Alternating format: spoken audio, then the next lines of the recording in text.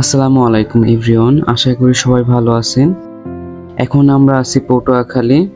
আজকে সন্ধ্যার পরে আমি, জ্যোতি এবং আমার বোন আমরা তিনজন মিলে বের হয়েছি পটুয়াখালী। রাতে ঘুরবো, কিছু খাওয়া দাওয়া করব এবং আপনাদের সাথে আমাদের ঘোরাঘুরি খাওয়া দাওয়ার মুহূর্তগুলো শেয়ার করব।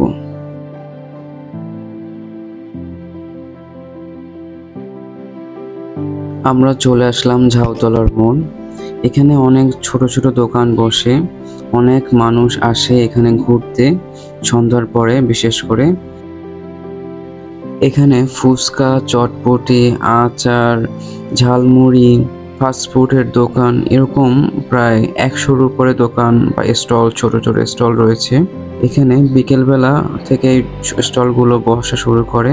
আপনারা অনেক মানুষের সমাগম দেখতে পাচ্ছেন।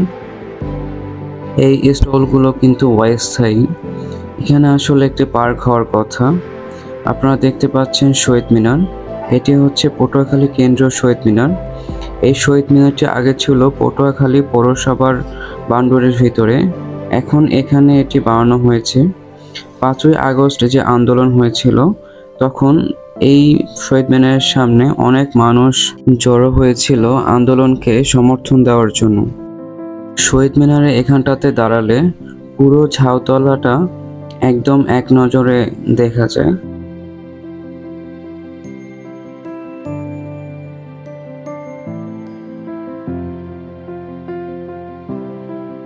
কোন আইসক্রিম দেখে জ্যোতি বলল আইসক্রিম খাবে, তাই আমি ওদের দুজনকে দুটো আইসক্রিম কিনে দিলাম। এরপর আমরা ঝালমুড়ি খেলাম এবং গরম গরম চানাচুর ভাজা খেলাম। এরকম কোন আইসক্রিম, গরম গরম চানাচুর ভাজা কে কে খেয়েছেন অবশ্যই কমেন্ট করে জানাবেন।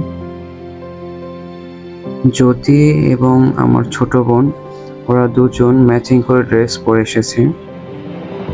এরপর আমরা চলে আসলাম সোনালী ব্যাংক মোড়ের দিকে। একটা মামা চটপটি বিক্রি করেন, আমার নামটা এক্স্যাক্টলি মনে নেই, কিন্তু এই মামার চটপটি অনেক মজার হয়।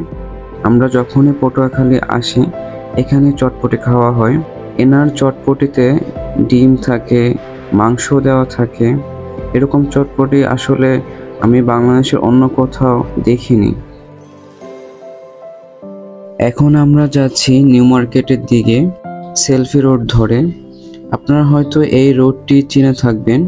গত বছর ভারতের কাশ্মীরে একটি সম্মেলন হয়েছিল, সেখানে ওরা এই রোডটিকে ওদের রোড, মানে কাশ্মীরের রোড হিসেবে পরিচিত করেছিল, কিন্তু আসলে এটি ছিল পটুয়াখালীর সেলফি রোড। আসলে সেলফি রোড এটা অনেক সুন্দর, এবং যারা পটুয়াখালীতে এসেছেন বা ঘুরতে আসবেন অবশ্যই এই রোডটি বা এখানকার ঝাউতলা এগুলো সব দেখে যাবেন। অনেক সুন্দর জায়গাটা।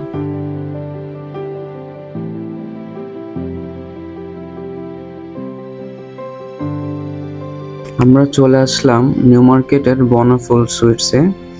এই দোকানের মিষ্টি এবং অন্যান্য যে মিষ্টান্নগুলো রয়েছে এগুলো খুবই মজাদার হয়ে থাকে। যারা পটুয়াখালীতে থাকেন তাদের কাছে বনফুল সুইটস অনেক পরিচিত নাম।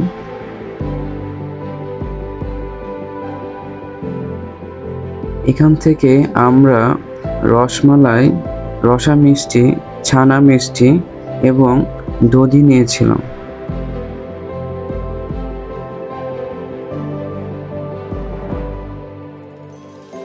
নিউ মার্কেট থেকে বের হওয়ার সময় একটা দোকানে দেখলাম সরাসরি মোয়া বানানো হচ্ছে।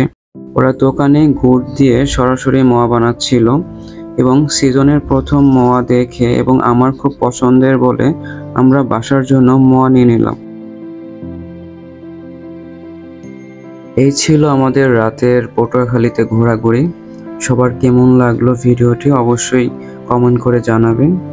সবাই ভালো থাকবেন। আল্লাহ হাফেজ।